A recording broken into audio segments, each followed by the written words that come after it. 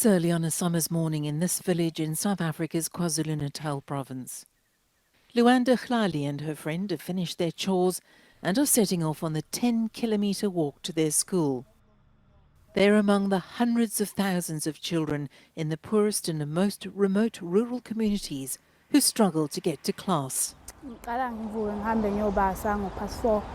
I wake up and start my day at around 4:30 so I can get the fire going. I then bath and get dressed to leave a little after 5. I usually get to school at around 7 and I arrive tired. I often struggle to concentrate on what the teacher's saying and sometimes I fall asleep. During winter, she faces a dark and dangerous journey. A frustrated principal speaks of the battle schools face to get transport for children.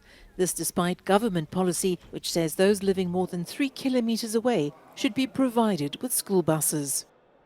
I think if a child walks 2 to 3 kilometers, that's an acceptable distance. But it should never exceed 3 kilometers because many of them arrive at school tired and sweaty.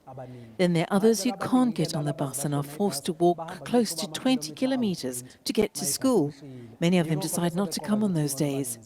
They also have to contend with criminals. Some girl learners have been cornered and raped because the bus was full and couldn't accommodate them. Psychologist Melinda Dutoy says the problem of inequality means those who can't afford to live in urban areas struggle to improve their lives. For these kids, they already start very early, so they haven't had their sleep up till there. So what happens in the brain is when you are tired, the neurotransmitters, those things that must carry the messages to your prefrontal cortex, they do not work. They really do not work.